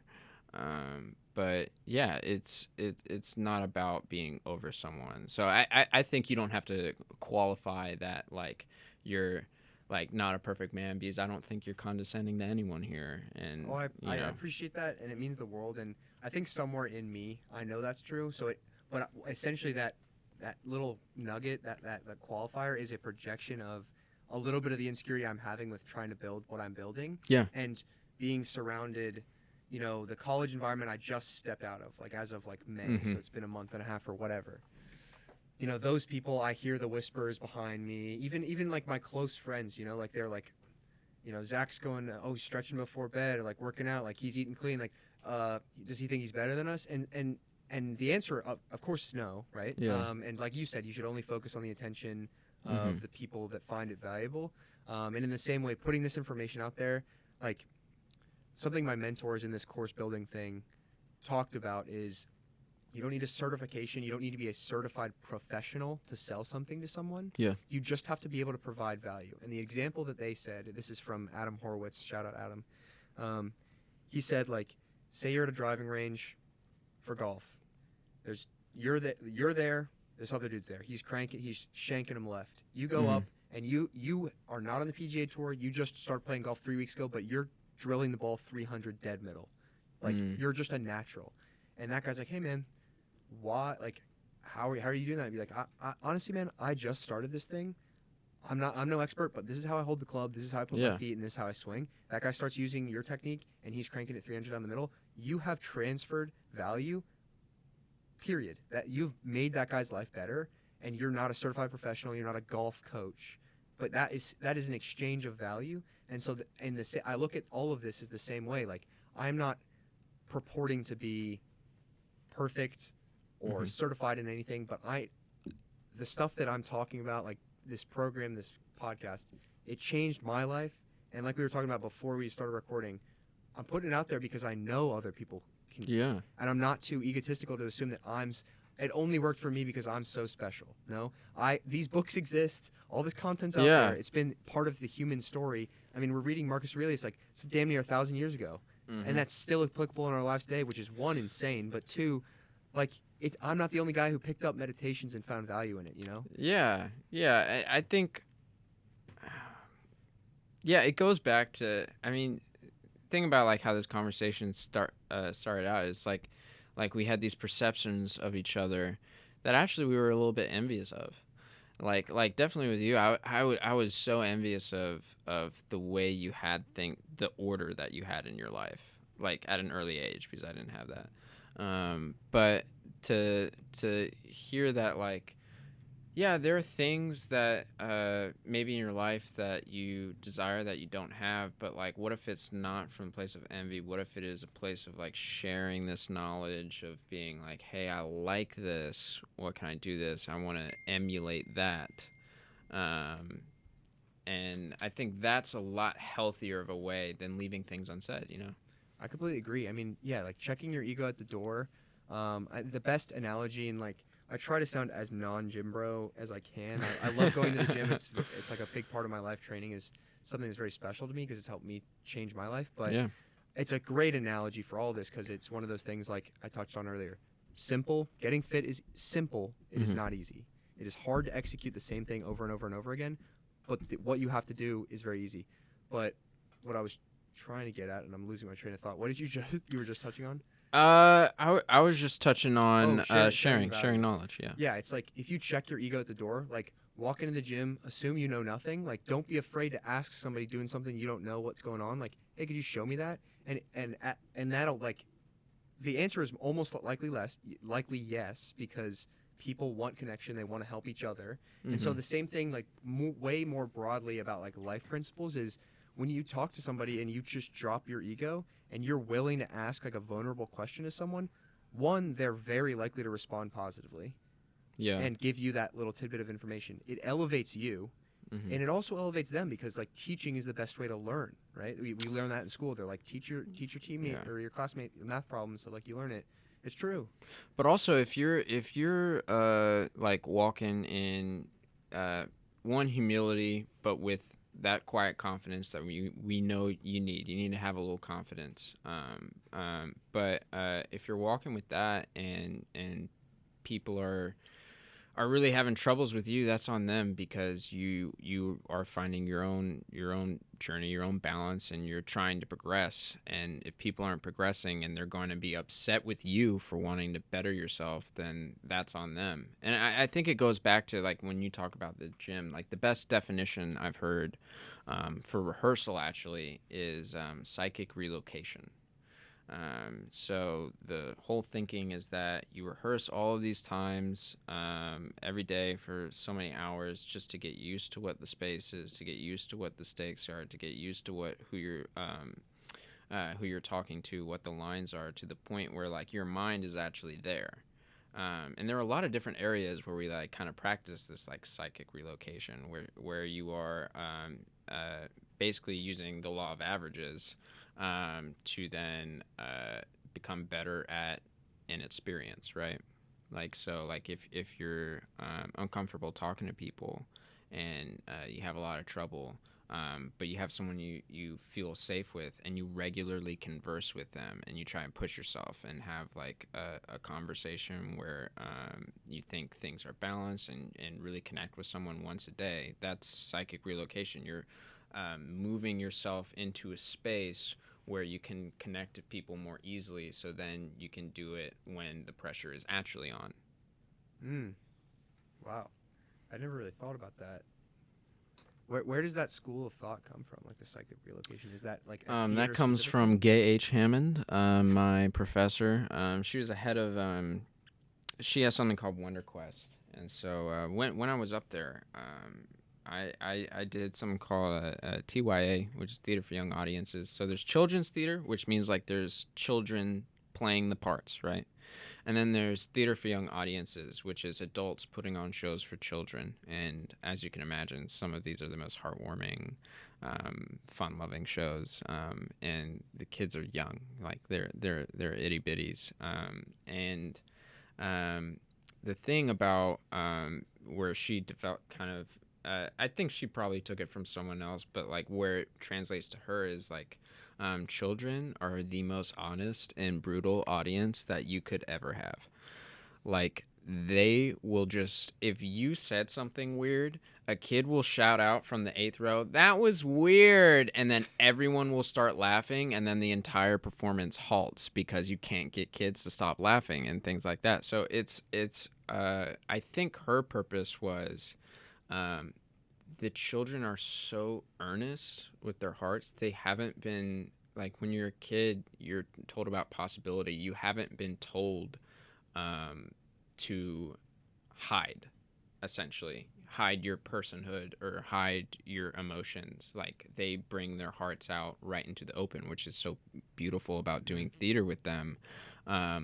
So you have to be in that space with them. Like I said, like acting is a sense of play. And if you're not playing and you're not having fun and you're not believing in the circumstances, then it's probably just a shitty performance and you let down all those kids, you know? That's really beautiful. Yeah, I think kids are so special. I don't know. My like one of I mean I'd say my life goal is to ultimately just be an excellent father.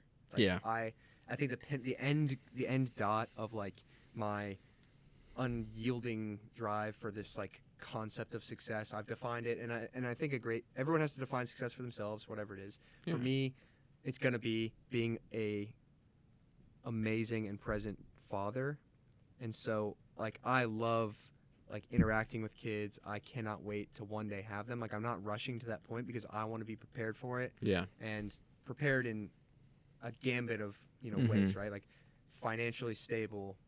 Like the only reason I want to make a boatload of money is so that I can pay for kids. 'Cause kids are just Yeah. violently expensive, and unpredictably expensive as well, Yes. right? Like Yeah. you have no idea what's going to come into the frame. Like my daughter might be like, "Hey, I want to do equestrian." It's like, well, awesome. Like I want to support whatever her passion is, but My like, kid will not be allowed to do equestrian. yeah, I mean, with parenting, there are setting limits, but my goal is to be at the place where I don't have to say no, Yeah. other than not supporting Exactly. whatever they're standing for. But like, yeah, I think back to the kids in general thing. I think children are so special in that way because they're unprogrammed, they're unjaded. We haven't taken away what is so unbelievably human, and it's just like really positive. Like kids aren't racist. Kids aren't Mm-mm. cruel. Yeah. Kids can be cruel. They can behave mean to each other, hit each other and stuff like that. But that is just like humanity kind of spitting out the rails, right? Like Yeah. it's like the bright sides of people and then the mean sides of what That's makes just us. like we're animals and we have different kind of behavior. Yeah. You know what but I mean? like I love that like that kids are the most honest audience, and I imagine performing for them is like a task in of itself. Yeah, I mean, well, you have to time every show to be like under an hour, so because of like the attention span. Yeah. But it's hilarious because every different age of kid will laugh at a different thing in the show. So like, each age group have their favorite character. And it's so cute because after we were able to, I did two shows. For Wonder Quest is what it's called, and the first one I did, I actually met. It was the first show I did with my girlfriend today. Yeah, we were Tandy. freshmen, we were 18, and I was Mowgli in the Jungle Book, and we had a trampoline on stage, Very and cool. it was lots of fun. And then the other one I did, we did the Ugly Duckling, and I was like kind of the ringleader of a bunch of frogs that had all these crazy movement things and like all these crazy choices that the kids just thought was hilarious. And for some reason, the dads really liked my character because I think he was pretty bossy. But yeah, it's like, and this is kind of where I want to pose of like what happens to like men specifically on that. We don't have this when we're kids, like this kind of like emotional blockage, this need to present a certain way that's dishonest to yourself for because of perceived survival. You know Sure. what I mean? Yeah. Social survival, literal, whatever it is. And then we lost a lot of things. And lost a lot of things that were really, really valuable in men. What we were talking about with the modern Renaissance man, like. I see all these like alpha like podcasts and all this stuff, and I love seeing how like different this is because it's like where's the men who are being taught, they're celebrated for their poetry, for their musicality, for their emotional intelligence, for their connection, for their listening, for like protection, not in this like I'm better than you and can protect you way, but protection in case of like I love you and I want to give you the best because like I'm a giver at heart and I'm going to turn into something that is then going to give back to the people around me more than I take.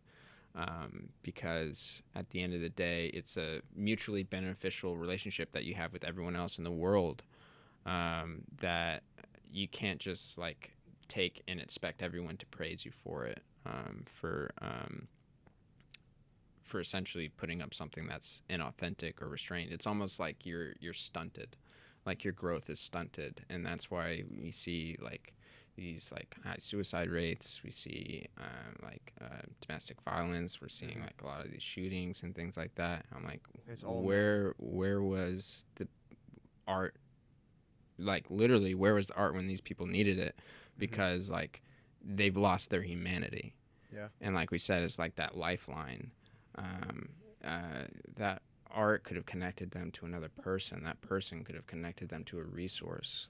And ultimately connect with yourself. Yeah. Like you said, like you're living a farce. I think hiding behind this like veiled wall of like masculinity. Like if you want to be a real man, be vulnerable with yourself. Like exactly. present your weaknesses to yourself and others, and then address them. It doesn't mean remove them. No one is faultless. We are human. Yeah. We are beautiful pieces of art, and the cracks are showing. Mm-hmm. But at the same token, don't put stuff behind a fence and never talk about it. That's how people get hurt. That's how you get hurt. That's how you hurt other people. And like it comes out in points of high temperature, high intensity, right? Like Yeah. It's super evident in like marital struggles. You know, you don't talk to each other. You don't talk about what pisses each other off about each other, and you don't talk about what you're not good with yourself for. Yeah. And then something goes wrong in the day, a plan falls through, traffic, whatever it is, and it just sets it off. And now we're pouring it out, and that is an unhealthy way to present itself. I don't think that this concept of masculinity connected with emotion needs to be weakness. I think it is important as a man to still be strong. I think Jordan Peterson puts it really well. Like, man should be a monster and then learn how to control it. Like, be as powerful and, I guess, capable of, like, violence, and that violence in the sense of both being physically domineering, but also, like, articulate with your words, like, powerful in your communication and knowing how to harness it. He talks about, you know, this is a biblical reference. It's non-religiously tied, but in the Bible it talks about the meek will inherit the earth. And he says, and we even learned this in school. I remember they were like, meek is it's a poor translation of the original, and it essentially boils down to he who knows how to wield his sword but keeps it sheathed anyway. Yeah. Like, that is a powerful man. I mean, that's like every martial art and things. They're all rooted in self-defense and personal development. I think the people that are going out there to like actually do damage to people are missing the point. Like I think I like a little like challenge of that of like I think of like I saw a beautiful production of Frankenstein. Where it was a national theater in London, and it was Benedict Cumberbatch and Tommy, and I forget Tommy's last name. Sorry, Tommy. And they switched roles between Frankenstein and Frankenstein's monster In the show. Yeah, in the show. Every night they switch, and so you don't know who you're gonna see play what. But aside from that, I think of just that story of everyone is shunning this person because of their physical appearance and because of their strength and because of their intimidation, but like his ability to learn and to love, like, and like the fact that like he then like wants a wife. Eventually he does do like some horrible things at the end of the play, but you find yourself endeared to this monster because he doesn't know anything. He doesn't know any better. Like when he doesn't have the words, he has to be violent because people have beaten him in the past, and because like he's trying to survive. But to take it to like someone like more developed, you think of like the way you present and like physical like fortification, building yourself up and doing all that can be like an element of safety. And when you couple that with emotional intelligence and all of these other things that we're talking about that like raise your education as a man, like talking about like you're reading philosophy, you're trying to figure out what's going on with the world, what's going on with people, and you're trying to connect with people, and you're working on like your body in tandem with that, and so that you're trying to get all these different areas of your life to line up. That's super important. But like growing up, especially in the South, like a lot of our understanding of manhood is based on performance, control, and restraint, but also rage. It's like this weird thing where like they praise you if you don't throw a punch, but if you beat that kid's ass, man, you're the coolest kid in school. You know what I mean? And there's something kind of messed up with that, because like you can be completely built up and then have the intelligence to like choose to give something really nice. Because like I think of like building up your body, that's taking care of yourself, your emotional intelligence, your poetry, your musicality, the way you think, the way you can converse with people and connect with people and really listen to people. That's what you give to the world. Yeah, I mean, exactly. And I think it's so important you have to prioritize yourself and build something amazing with yourself, but do not get to the place where you've built something beautiful and you hide it away. Yeah. It is meant to be shared. Yeah. Like, you are the best project you will ever work on in your life, and I believe that. But when you get to the place where that project it's always under construction, but it looks pretty fucking good, and that's not just your body, like looks in the broad sense, like you are in a good place as you've developed your mental, spiritual, physical, emotional health. Share it with other people, make meaningful connections, meaningful memories, have meaningful conversations, and go and touch on other people's silver cords. Like, we have such this finite and non-guaranteed amount of time. If you build something special with yourself, share it with somebody else. Like, take a girl on a date, go spend time with your brother. Yeah. Like, go talk to your mom about what it was like before you were born. I don't know. Like, pick somebody on the side of the road and be like, hey man, I'll get you dinner if you just let me talk to you tonight. Like, I want to hear your story. Like, what's going on with you? Just make something meaningful out of it.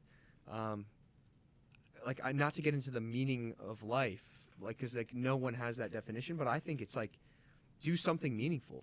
The meaning of life is to have a life with meaning, and like your purpose in connecting with other people.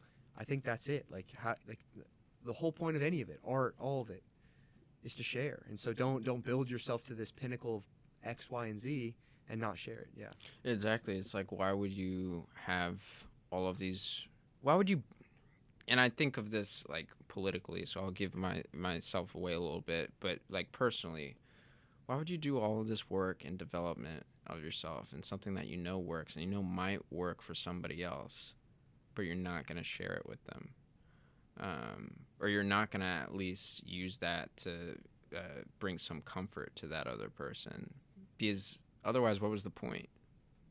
Like, what was the point of doing any of it if you can't, like, bring it out to somewhere else where it does some good, where it makes a positive impact? Like I know you're into philosophy, so like there's like this whole concept of like Hegel's God, where like God is like completely abstract, beyond everything, in order, like it cannot be a person, because in order to create things that are finite you have to be infinite, and to create things that have form you have to be formless, and like all of these different things. But like he essentially hypothesizes that like God is like the process of self-actualization in the universe, that like the universe realizing itself, essentially that God is forward momentum, and that like when people feel like really connected in like worship, or they go and see a movie that they really connected and humanized them, or they have a really really good conversation with somebody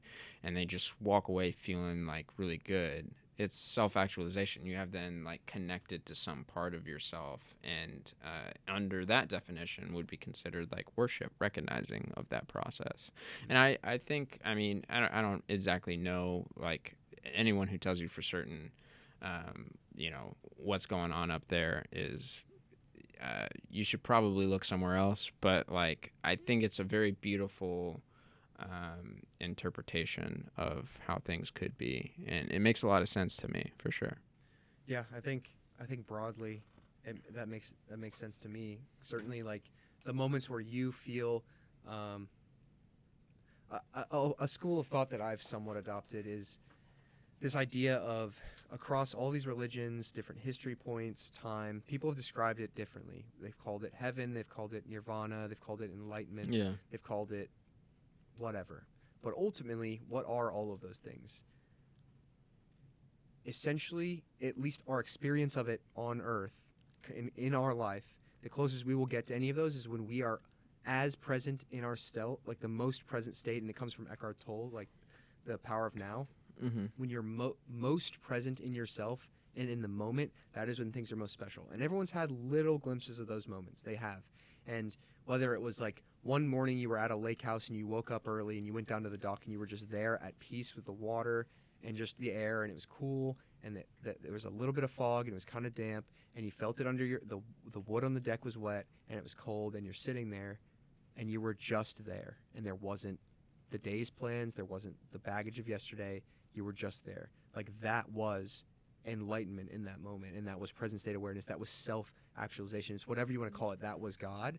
And people have these moments, and sometimes it's in a beautiful conversation, sometimes it's in a romantic setting, like when you're fully physically connected, like intimately with a partner. Like the best sex you ever have is going to be when you are emotionally connected to that person. I love you sex, for sure. Like 100%. Like, and I think more broadly, like, those are the best moments of life in general, is when you're just there. You're just in that moment. You're so you, and you're so connected to what's happening immediately right in front of you. And to bring it right back, that's why I love acting. Like, that is literally the definition of acting, is and directing and all the other things that I do. It's just like being present.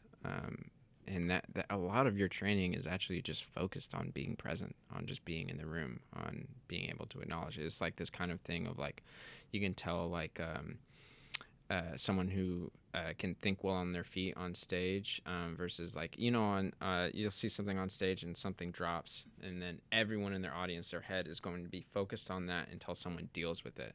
Well, the best actor is the one who's going to say, I'm going to deal with it. I'm going to go here. I'm going to pick this up while I say my line, and I'm going to slam it back down, and I'm going to deliver this thing here. Because you're present. You're not pretending that did not happen. Which is actually a huge clown, Lecoq clown technique of like, there's this a great clown. His name's Peter Hoff, and he has these readings that are really, really beautiful. And this is talking about the Chaplin style, and it's talking about how the clown is something tragic but eternal. There's something, there's a clown in all of us that manifests itself in different ways as the clown tries to figure out the world around him. We know the expected outcome, but we get to watch the clown problem solve how to navigate their own world. And so in learning like this technique, you actually go through all these different iterations. The way I did it is I actually started doing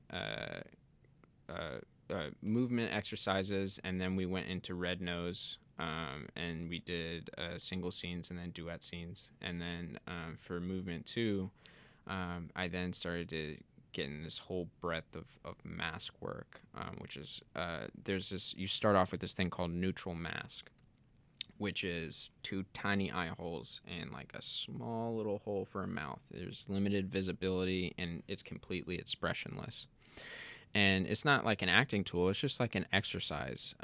And what you do is, the exercise is essentially moving you to a beach, and you put on the mask, right?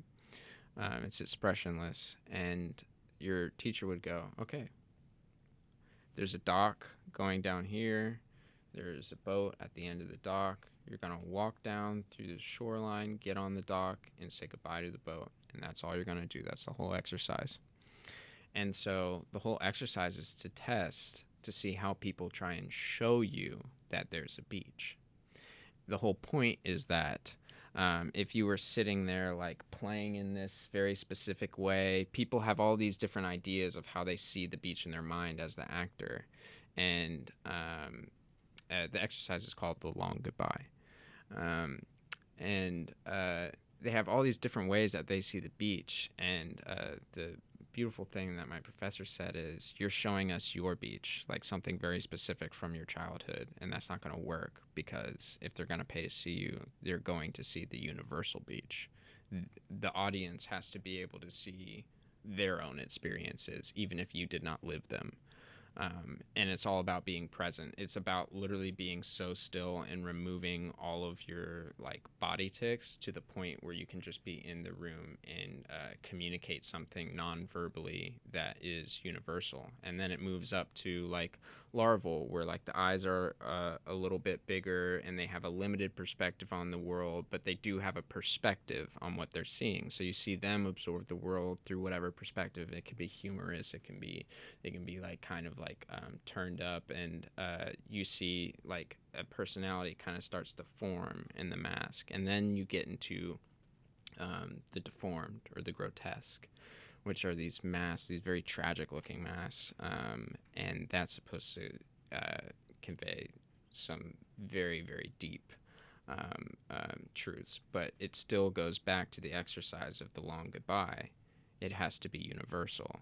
Like, if your mask is tragic, how do you play the universal tragedy? Well, in your head, you have a very specific tragedy, but you're not showing them that. You're showing them something in their own lives. And then it goes over to character half mask, where you're able to speak. But, like, the whole point of art is to show people themselves, right? And so this concept of being open, of the long goodbye, of being present, of learning how to be in neutral, what we would call like actor neutral. It's just like being able to walk in the space without any tics or anything like that. But to be able to communicate that, like, it's helped me so much in my own life. Like, just think about like just going outside and just like kind of letting yourself go and just going on a walk. And just being present with that experience. My job as an actor is to remind you of that walk that you had, if there's a walk in the play or in the script or anything like that. I'm not supposed to make you think about what I'm doing right here on stage. I want you to think about things in your life. I cannot know those things, but I can make them as specific. I can do like very, very specific things that will like trigger sensations in an audience that will then take them back. Very heady explanation of that. That was beautiful. I think that there's no better way to end the pod than with the longest goodbye. Yeah, the long goodbye. I think that was a really pretty description. Josh, this was an excellent episode. I pray to the Lords above that this recording worked, the video, I can edit it, all that stuff works out. If you guys made it to the end of the podcast, thank you so much, first of all. Second of all, I'm sure you are now interested in Josh. He's obviously an extremely articulate guy. Thank you. Doing interesting things. So, Josh, how can people follow along with what you're doing? Yeah, so you can check me out on Instagram at let me actually make sure what that Instagram is. But you can actually check out my website and check out what I've been doing. You can look me up at joshturneractor.com. And I will be there, and you'll be able to see, some of the stuff I've worked on, some photos, some interesting stuff like that, just if you want to know more and put a face to the name. And I'm on Instagram at Josh_Turner999, so you can find me there. And love to hear any reactions to the episode or anything like that, so check me out. Yeah, well, I certainly hope people do reach out to you, Josh, in the same way. If you guys are enjoying the podcast, I'm having a blast doing it, so I plan to continue doing it regardless of whether you guys like it, but hope you guys do find value in it. If you want to continue to follow along the project I'm building with the program as well as just the podcast in general, you can follow at Vitruvian Gentleman on Instagram. You can follow myself at ZDSCHENKEN on Instagram. If you enjoyed the podcast, DM me the word podcast. Share your thoughts. I like to interact with you guys. Tell me who you would like to hear in the future. I've got a long guest list, and like I said last week on the podcast, it's a checklist, not a dream list. There are some pretty big hitters on there, but I will have them one day. Super excited to have more people on in the future. It's way more fun to have people on than just talk to a microphone alone. Yeah, this has been great. I've really, really enjoyed this. Hopefully I can pull it all together in the edit and we don't lose anything, but if we do, we can record another one because I think we could talk literally forever. Yeah, we could go any natural, direction. Even though we haven't seen each other in forever, so that's really special. But for everybody at home, thanks for listening. Remember, your time is your most valuable resource, so thank you for spending a little bit of it with me and Josh. Memento Mori, and I'll catch you on next week's episode of the Vitruvian Man podcast.